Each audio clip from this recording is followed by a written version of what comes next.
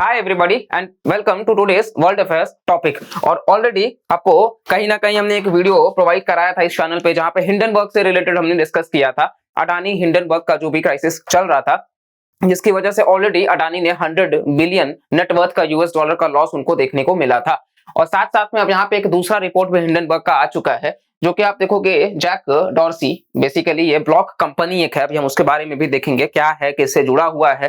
तो इनकी कंपनी है ब्लॉक, तो उसी से जुड़ा हुआ कैश ऐप एक है, ठीक है, मनी ट्रांसफर करने का काम करता है। तो उसी को लेकर के हिंडनबर्ग ने एक रिपोर्ट निकाला, और उसकी एक रिपोर्ट की वजह से सिर्फ कल बृहस्पतिवार, बेसिकली जो 23 तारीख बीता हुआ है, उस दिन आप देखोगे तो 526 मिलियन यूएस डॉलर्स का लॉस देखने को मिला सिर्फ एक दिन में। तो ये पूरा का पूरा इंपैक्ट पड़ा है हिंडनबर्ग के वजह से, और कहीं ना कहीं इस इंसान को फिलहाल के लिए रातों की नींद उड़ा दी है हिंडनबर्ग ने।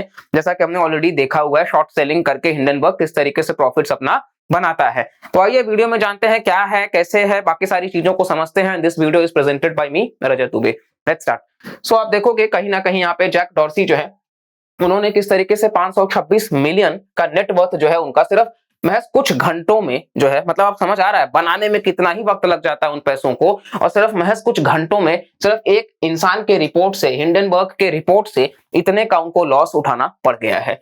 और इस वजह से कहीं ना कहीं आप देखोगे तो ये दिखा रहा है कि जो स्टॉक है वो डाउन साइड कर चुका है 65 to 75%। मतलब अगर कोई शेयर का दाम 100 रुपए चल रहा था, तो वो सीधा का सीधा 25 रुपए से 35 रुपए पे आके गिर चुका है। इतना धड़ल्ले से दाम जो है वो क्रैश कर रहा है, ठीक है।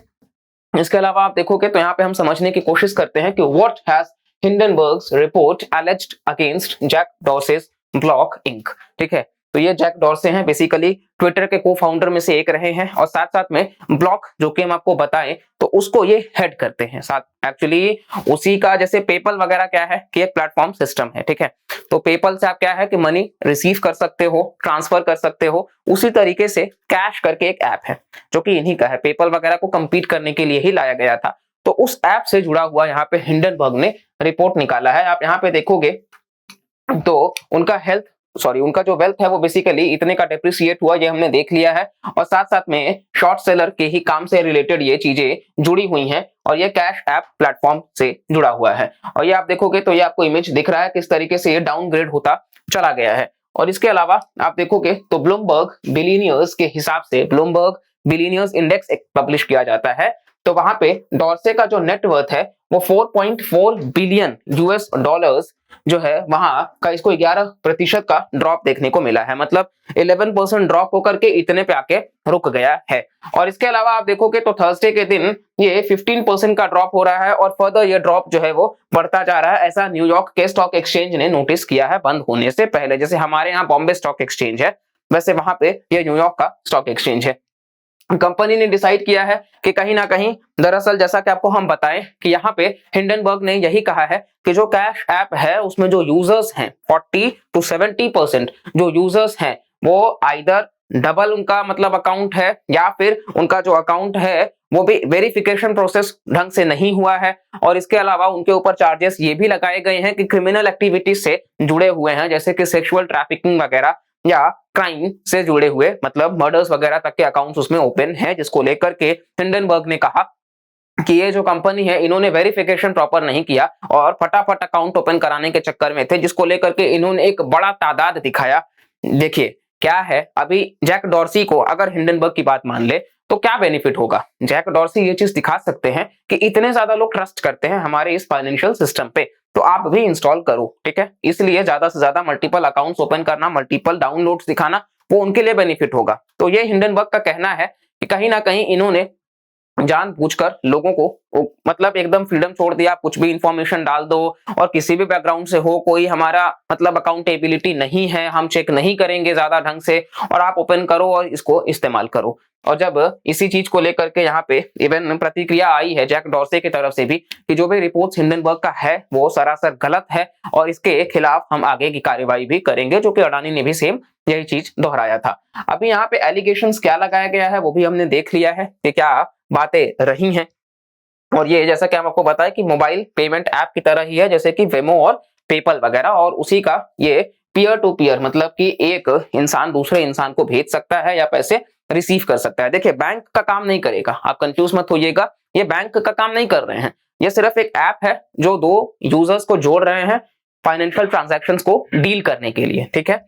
इसके अलावा आप देखोगे तो कैश ऐप एक फाइनेंशियल प्लेटफॉर्म है, बैंक नहीं है। यही सारी हमने बातें देख ली। हिंडनबर्ग ने यह भी कहा है कि जो हमने देखा 40 से 70% जो अकाउंट है वो फेक हैं, रिव्यू नहीं किए गए हैं, फ्रॉड में इन्वॉल्व हैं और साथ साथ में सिंगल इंडिविजुअल के अकाउंट को एडिशनल की तरह से दिखाया गया है।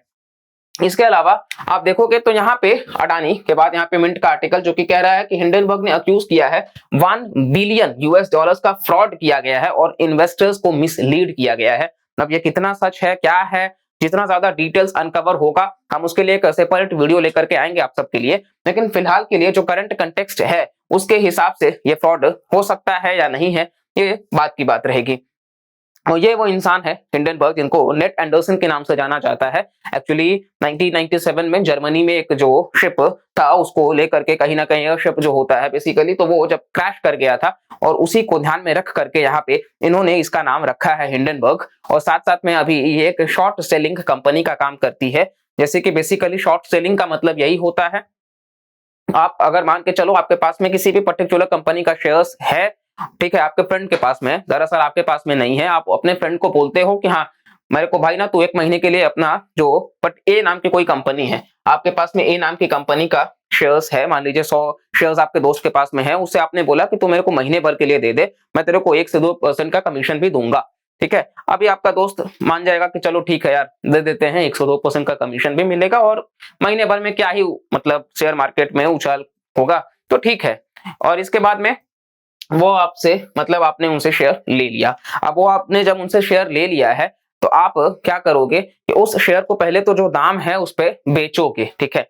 मान लो आपने उस वक्त जो शेयर लिया वो एक शेयर की कीमत 100 रुपए थी, आपने उसको 100 रुपए पे बेचा या 90 रुपए पे ही चलिए आपने बेचा उसको। अब वो आपने जब 90 रुपए में उसको बेचा तो इसके बाद में क्या होगा, अब आपका मेन जो बड़े अमाउंट में आपने बेचा, मान लीजिए आपके जैसे 2-4 और ऐसे बेचेंगे, ये नंबर बड़ा होता जाएगा, लोगों के अंदर एक पैनिक सा बनेगा कि सारे के सारे लोग आखिर उस शेयर्स को बेच क्यों रहे हैं और हर कोई फिर बेचना चाहेगा। और उसी बीच हिंडनबर्ग जैसी जो कंपनी है उनका काम यही है कि वो ऐसे रिपोर्ट्स पब्लिश करते हैं जिसकी वजह से कॉन्फिडेंस और ज्यादा गिर जाता है और तब ये शेयर का दाम जो शायद आपने 90 में बेचा था वो शेयर का दाम लगभग 60 रुपए पे भी आ सकता है, 50 रुपए पे भी आ सकता है और फिर उसको आप परचेज करके अपने दोस्त को दे दोगे।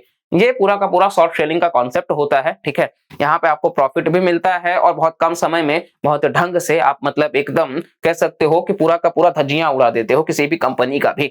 और बाद में चल करके वो जो शेयर्स के दाम वापस से उठेंगे तो आपके पास में एक प्रिविलेज भी होगा। ऑल्दो ये कहीं ना कहीं उसी कंपनी के शेयर को खरीद रहे हैं, मतलब ले रहे हैं, फिर उसी को बेच रहे हैं, उससे प्रॉफिट बनाकर और फिर उसी कंपनी के शेयर्स को नीचे भी दिखा रहे हैं। तो ये हिपोक्रेसी जो है वो हिंडनबर्ग फिलहाल करते चले आ रहे हैं। और साथ साथ में आप देखोगे तो ऑलरेडी ब्लॉक या कंपनी और यहाँ पे हमने उन चीजों को देख लिया है। अभी ये मनी कंट्रोल का आर्टिकल वीडियो बनाने से पहले मेरे को मिला था जहां पे हिंडनबर्ग कह रहे हैं कि नेक्स्ट विक्टिम जो होगा वो Accenture, results, Vedanta in focus. तो हमारे यहाँ के जो भी हैं बेसिकली आप देखोगे मतलब आईटी सर्विस फर्म्स में एक्सेंचर जो है उनका नाम आता है और वेदांता जो है कहीं ना कहीं इनके ऊपर भी क्या होगा नहीं होगा ये सिर्फ बातें हैं। अभी आगे का जो भी होगा उसके हिसाब से हम वीडियो जरूर अब तक लेकर के आएंगे। लेकिन इस बीच जो ग्लोबल बैंकिंग टर्मोइल है उसके खिलाफ भी हम बहुत ही बेहतरीन वीडियो जो है वो प्रिपेयर कर रहे हैं जहां से आपका सारा का सारा इकोनॉमी, सिलिकॉन वैली बैंक का फेल होना, साथ साथ में जो क्रेडिट सुइस वगैरह है और signature bank, first Republic bank और सारा का सारा इवन इंडिया के ऊपर क्या इंपैक्ट होगा, सेंट्रल बैंक हमारा जो है आरबीआई वो किन स्टेप्स को लेकर के चलेगा और आप जैसे जो इन्वेस्टर्स हैं उन इन्वेस्टर्स को आगे का क्या करना चाहिए, उन सारी चीजों को हम डिटेल में एनालाइज करेंगे। वो भी वीडियो बहुत जल्द आपको मिल जाएगा। तो उम्मीद करते हैं आप वर्ल्ड अफेयर्स के हमारे कंटेंट को पसंद कर रहे हैं और अगर पसंद कर रहे हैं तो वीडियो को लाइक करिएगा। कमेंट सेक्शन में भी आप ज्यादा से ज्यादा फीडबैक अपना शेयर कर सकते हैं। आपके तरफ से भी क्या डिमांड है हम उसको भी फुलफिल करने की कोशिश करेंगे और साथ साथ में अपने दोस्तों को भी शेयर करते रहिए और ज्यादा से ज्यादा इस चैनल को सपोर्ट करते रहिए ताकि आप तक हम बेस्ट से बेस्ट कंटेंट डिलीवर कर सके, दैट टू कि आपका नॉलेज भी गेन हो और इस दुनिया को भी हम जोड़ सके। चलिए उम्मीद करते हैं इस वीडियो से आपने नया कुछ सीखा होगा। मिलते हैं हम अगले वीडियो में। और हाँ, सिलिकॉन वैली बैंक का वीडियो बना चुके हैं वो आप देख सकते हैं। हिंडनबर्ग अडानी का भी वीडियो बन चुका है तो जिन लोगों ने नहीं देखा है वो भी जाकर के चेकआउट कर लीजिएगा। तो फिर मिलते हैं अगले वीडियो में, तब तक के लिए bye bye, take care and जय हिंद।